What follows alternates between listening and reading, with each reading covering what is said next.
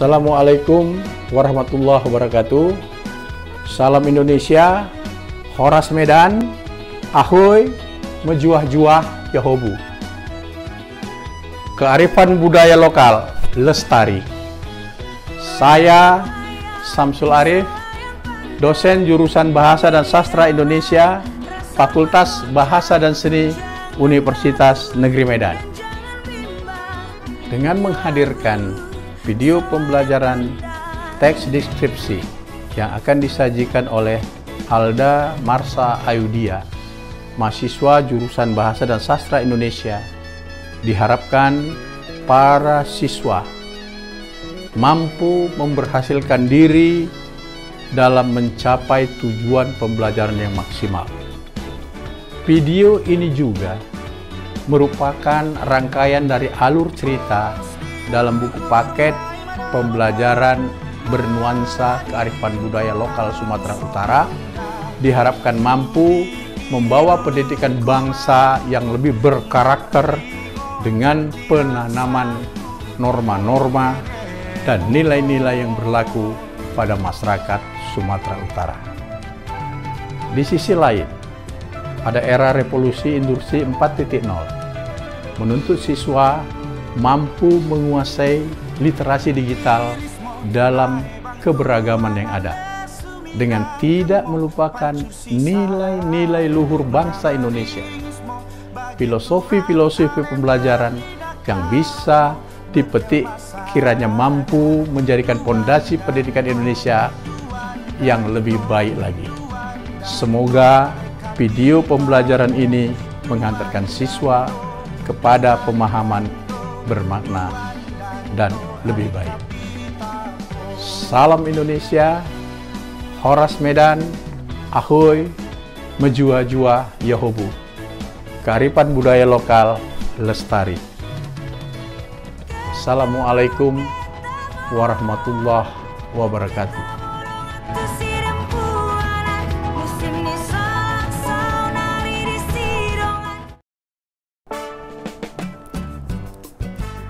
Assalamualaikum warahmatullahi wabarakatuh. Salam Indonesia, Horas Medan, kearifan budaya lokal, lestari. Baik Ananda sekalian, selamat bertemu bersama saya, Ibu Alda Marsha Ayudia, dalam mata pelajaran Bahasa Indonesia untuk siswa kelas 7 dengan pembelajaran materi teks deskripsi. Pada kompetensi dasar 3.1, mengidentifikasi informasi dalam teks deskripsi tentang objek, sekolah, tempat wisata, tempat bersejarah, dan atau suasana pentas seni daerah yang didengar dan dibaca.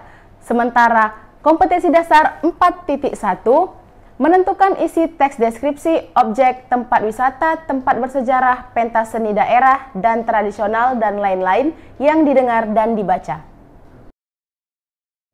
Di 3.2, menelaah struktur dan unsur kebahasaan dari teks deskripsi tentang objek, sekolah, tempat wisata, tempat bersejarah, dan atau suasana pentas seni daerah yang didengar dan dibaca. Sedangkan 4.2, kita akan menyajikan data, gagasan, kesan dalam bentuk teks deskripsi tentang objek, sekolah, tempat wisata, tempat bersejarah, dan atau suasana pentas seni daerah secara tulis dan lisan dengan memperhatikan struktur kebahasaan baik secara lisan maupun tulis. Setelah pembelajaran ini selesai, siswa diharapkan mampu memahami pengertian teks deskripsi, memahami ciri dan tujuan teks deskripsi, menelaah struktur dan ciri kebahasaan teks deskripsi, serta menyajikan teks deskripsi secara lisan dan tulisan. Baik Ananda sekalian, perhatikan puisi berikut ini. Di puisi ini, Ibu akan mencoba menyanyikannya agar kalian bisa merasakan apa yang telah digambarkan dan diceritakan dalam bait-bait puisinya. Silahkan simak ya. Nyiur hijau di tepi pantai, siar-siur daunnya melambai, padi mengembang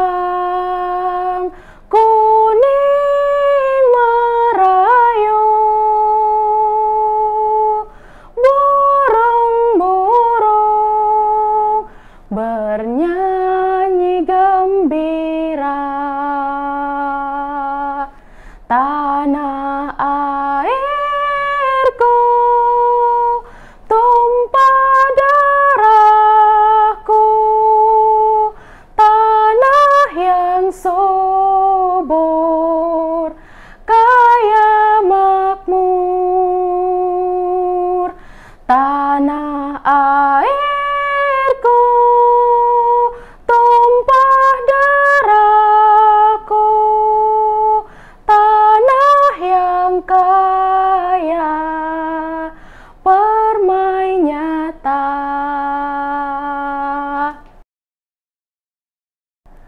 Nah, bagaimana anak-anak sekalian? Menurut kamu, keindahan apa saja yang dideskripsikan oleh Ermala di dalam lagunya yang berjudul Nyiur Hijau? Coba berikan alasan serta pendapatmu. Bagian kata-kata apa saja yang menunjukkan bahwa lagu yang tadi sedang mendeskripsikan keindahan pantai Indonesia? Ayo semangat belajar agar kelak kamu bisa membanggakan Indonesia. Oke anak-anak sekalian, jadi puisi yang ibu nyanyikan tadi mendeskripsikan keindahan pantai Indonesia dengan kata-katanya yang seperti daunnya melambai, padi mengembang, kuning merayu, burung-burung yang bernyanyi gembira. Kemudian juga mendeskripsikan dengan kata-kata seperti tanah airku, tumpah darahku, tanah yang subur, tanah yang kaya, permai nyata. Jadi, dapat disimpulkan bahwa puisi Nyiur Hijau karya Ermaladi menggambarkan atau mendeskripsikan tentang keindahan alam Indonesia. Baik anak-anak sekalian, berdasarkan puisi Nyiur Hijau tersebut, kita mau tahu apa sih sebenarnya teks deskripsi? Teks deskripsi ialah teks yang menggambarkan atau melukiskan keadaan sesuatu secara subjektif dari apa yang kita dengar, yang kita lihat, kita rasakan, dan kita alami sehingga seolah-olah benda atau objek tersebut berada di depan mata pembaca. Nah, sekarang kita masuk pada ciri dan tujuan teks deskripsi. Perhatikan teks berikut. Teks pertama bercerita tentang Pulau Putri Sejuta Pesona, teks kedua, Panutan Hidup Ayahku, dan teks ketiga, Cahaya Hidupku Ibu. Teks 1, Pulau Putri Sejuta Pesona. Salah satu andalan wisata Kota Sibolga adalah Pulau Putri yang berada di Kepulauan Putri, Kecamatan Barus, Tapanuli Tengah, Sumatera Utara. Pulau ini merupakan dataran kecil yang dikelilingi Samudra Biru di tepi barat Sumatera. Ukuran pulau ini juga terbilang sangat sempit. Pulau Putri memiliki luas total sebesar 2,5 hektar. Pemandangan yang akan Anda dapat nikmati tidak hanya sebatas bentaian pulau. Pulau Putri juga terdapat keindahan bawah laut yang sangat mempesona mata. Pemandangan bawah laut yang dipenuhi dengan bermacam-macam terumbu karang dan hewan-hewan laut seperti ikan, kerang, dan gurita. Kemolekan air laut yang asik direnangi pun tanpa rupawan. Tatkala mengapung di atas air, langit biru dan laut terasa menyatu tanpa sekat. Suguhan keindahan yang begitu indah setelah bawah laut ialah pasir putih bersih yang terhampar luas, ditambah dengan birunya langit dan birunya air laut. Anda akan takjub melihat indahnya butiran pasir putih yang halus dengan campuran air laut yang begitu biru di sepanjang bibir pantai yang memperdaya diri untuk tidak beranjak pergi. Ketika menjelang malam, Anda akan disuguhi suara decitan ombak yang memanjakan pendengaran. Dibumbui pemandangan langit senja yang sangat tentram dengan hembusan angin dari arah laut yang sepoi-sepoi, angin yang meliukkan barisan pohon nyiur seakan berirama dengan keindahan langit yang mulai keemasan. Teks 2. Sosok ayah sebagai pemimpin keluarga. Ayahku bernama Lamhot. Ayah memiliki postur tubuh yang sedang, umurnya sekitar 54 tahun. Saat ini rambutnya sudah berwarna putih, dagunya sedikit tajam dengan lengkungan raha yang lebar. Kulit ayahku tergolong sawo matang. Untuk keseluruhan bentuk wajah, ayahku sangat menggambarkan tipikal orang Batak. Raut wajah yang terkesan kuat dan hidung mancung tapi agak besar di bagian bawah. Matanya hitam tajam dengan alis yang menungkik tebal. Namun jika diperhatikan, ayahku terlihat seperti orang timur. Meskipun memiliki wajah yang terkesan galak, ayahku adalah sosok pemimpin yang sangat baik dan selalu memperhatikanku. Beliau selalu menunjukkan kasih sayangnya dengan cara yang sangat unik. Ia selalu mengajariku untuk disiplin terhadap waktu, melaksanakan tanggung jawab, serta menjadi pribadi yang kuat dan tidak mudah menangis. Ayahku logatnya sedikit keras, namun lembut hatinya. Beliau yang irit kata lebih suka memberi contoh langsung kepada anaknya, tanpa perlu menggurui. Bagai air yang mengalir tenang tetapi sangat dalam. Beliau adalah teladan bagi anak-anaknya. Teks 3. Cahaya hidupku, ibu. Ibuku bernama Nur Aidah. Mukanya selalu bersinar layaknya cahaya. Cocok sekali dengan namanya yang berarti cahaya. Wajahnya seperti bujur telur, dengan alis yang tipis. Kulit ibuku kuning langsat, khas gadis Melayu. Beliau tidak tinggi dan juga pendek. Rambutnya coklat bergelombang. Di usia yang sudah menginjak umur 49 tahun, rambutnya masih tampak sangat indah dengan kilau bergelombang. Ibu adalah sosok yang sangat lembut, seperti gadis Melayu pada umumnya. Dia selalu bertutur kata sopan kepada siapa saja. Dia sangat humoris dan mampu membuat seisi rumah tertawa karena canda guraunya. Profesinya sebagai perawat sangat menggambarkan kesabarannya dan kelembutannya. Prinsipnya yang selalu ingin menolong sesama selagi bisa. Meski sudah berumur, ibuku sangat giat bekerja walau gaji yang ia dapatkan tidak seberapa. Tetapi begitulah ibuku. Sepertinya ibuku sangat menikmati pekerjaannya. Sambil tersenyum tipis, ia melihat ke langit-langit seolah mengatakan betapa bersyukurnya ia akan pekerjaannya. Menolong sesama tanpa pamrih, menurutku adalah prinsip hidupnya. Itulah alasan mengapa aku menyebutnya sebagai cahaya hidupku. Baik Ananda sekalian, tujuan dari teks pertama yaitu menggambarkan keindahan Pulau Putri. Apa saja sih keindahan yang dideskripsikan dalam teks tersebut? Ada keindahan fisik pulau, terumbu karang, keindahan sore hari yang bersuasana sunset, suasana kegiatan yang ada di pantai tersebut. Kemudian perasaan terhadap objeknya, ya bangga dengan keindahan Pulau Putri di Sumatera Utara.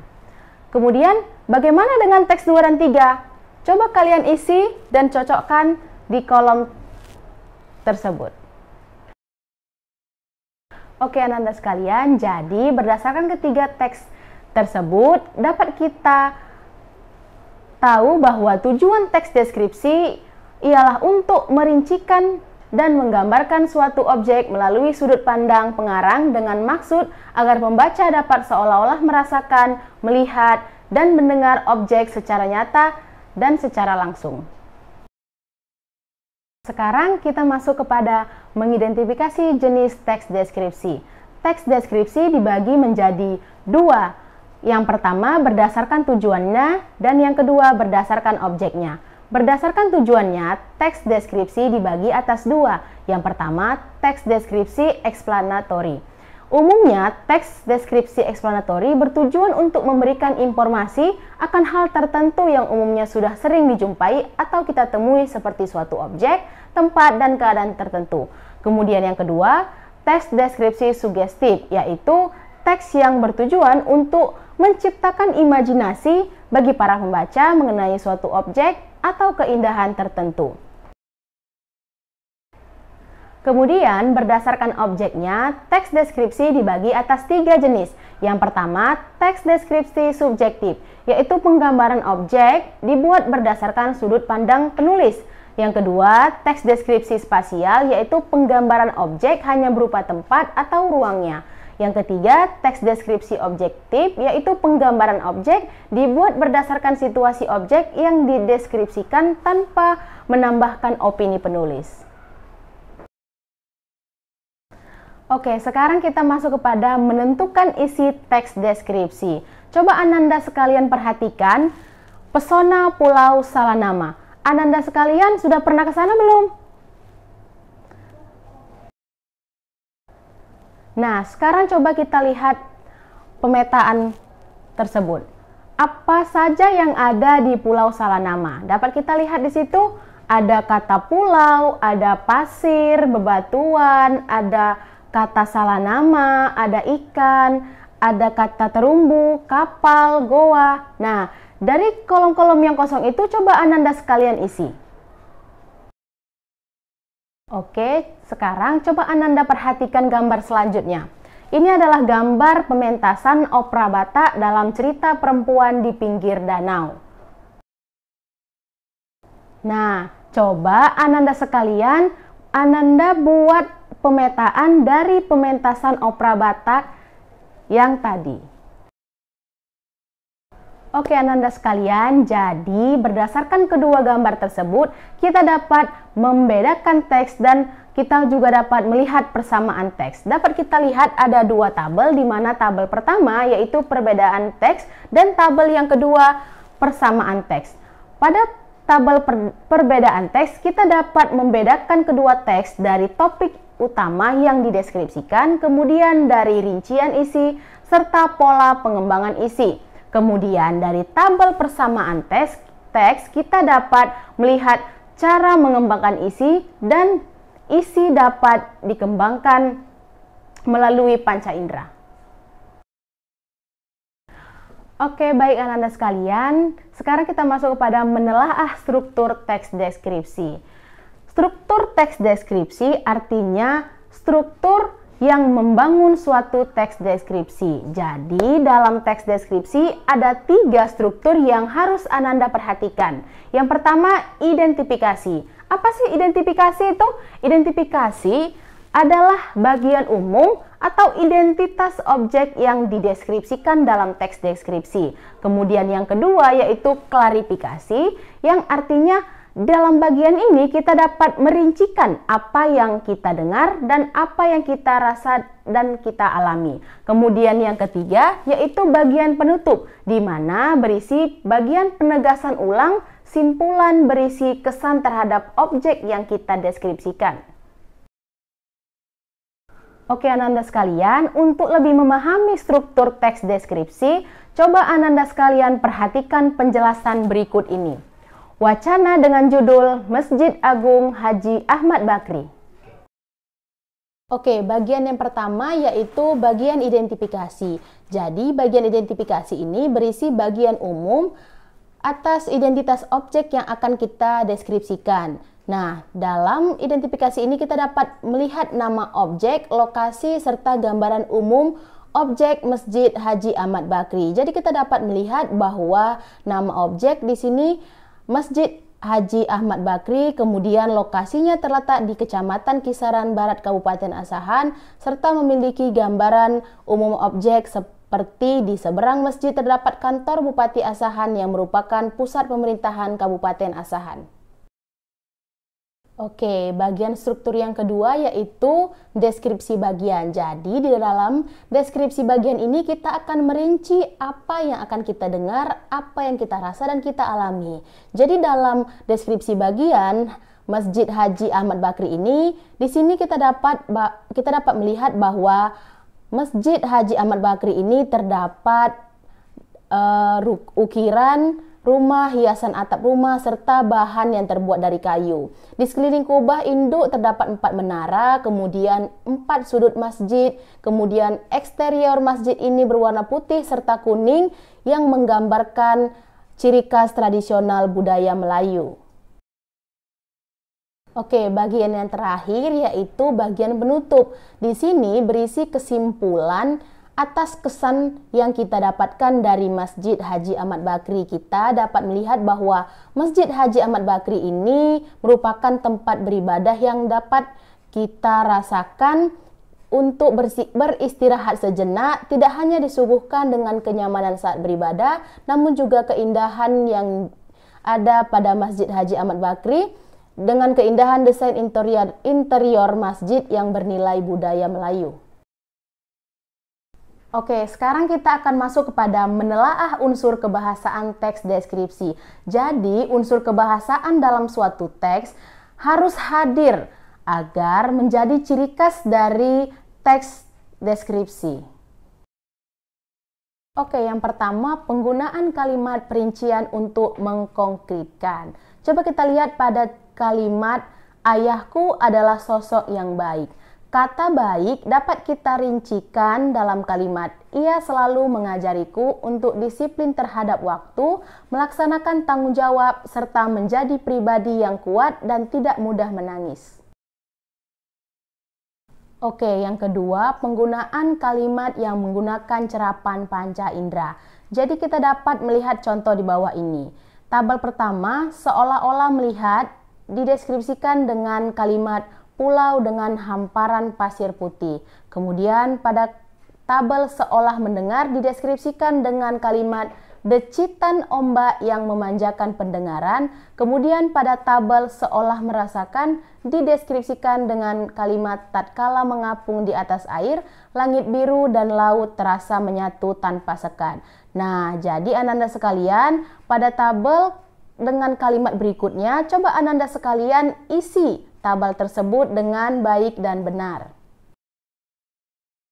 Yang ketiga, penggunaan kata dengan kata dasar K, P, T, dan S. Coba kita lihat pada contoh berikut. Campuran air laut yang begitu biru di sepanjang bibir pantai yang memperdaya diri untuk tidak beranjak pergi. Kata memperdaya, men tambah perdaya. Fonem P pada kata perdaya tidak luluh karena setelah awalan men diikuti oleh kata dasar yang diawali dengan per yang merupakan klaster. Yang keempat, penggunaan sinonim pada teks deskripsi. Sinonim artinya persamaan kata atau persamaan makna. Coba kita lihat pada kata indah. Kata indah bersinonim seperti elok, permai, molek, dan kata mengherankan bersinonim mengagumkan, memukau, dan fantastis. Jadi, kita dapat mencontohkan dengan kata-kata selanjutnya. Coba kalian isi ya. Yang kelima, penggunaan kata depan pada teks deskripsi. Kata depan ada kata di, dari, pada, dan ke. Contoh kata depan di. Ayahku memelihara seekor harimau Sumatera di rumah. Jadi, kata di rumah menunjukkan lokasi atau tempat pada teks tersebut. Kemudian, kata depan dari dengan kalimat meski jauh dari keramaian, pulau ini tersedia barisan pondok untuk tempat beristirahat bersama keluarga. Kata dari menunjukkan asal. Jadi, bagaimana dengan kata depan pada dan ke? Coba Ananda sekalian isi ya. Yang keenam, penggunaan kata khusus. Nah, jadi ada perbedaan kata khusus dengan kata umum. Kata umum dan kata khusus itu dibedakan berdasarkan kepada luas atau tidaknya cakupan makna yang terkandung dalam suatu kata. Jadi, apabila kata itu masuk kepada kata umum, berarti kata itu biasa digunakan banyak orang dan hampir keseluruhan menggunakan kata tersebut. Sementara itu, apabila kata tersebut termasuk ke dalam kategori cakupan kata yang masih jarang kita gunakan atau kita lihat, maka kata itu masuk ke dalam kategori kata khusus.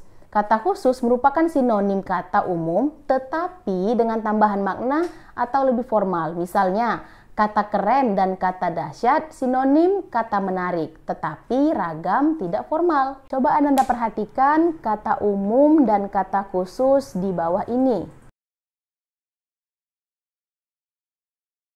Yang ketujuh, penggunaan kata depan di dan huruf kapital. Jadi di sini kalian akan ditugaskan untuk menempatkan kata depan di dan huruf kapital dengan benar dan baik.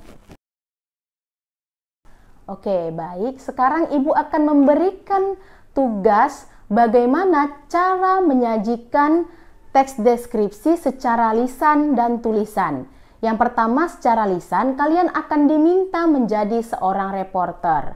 Yang pertama, coba kamu cari sebuah video atau gambar tentang suatu objek, baik itu pemandangan alam, perkotaan, sebuah benda seperti kursi, meja, papan tulis, atau seekor binatang seperti kucing, sapi, kelinci, dan sebagainya. Kemudian yang kedua, tayangkan atau cetak gambar atau videokan yang telah kamu pilih sebagai objek yang hendak kamu deskripsikan.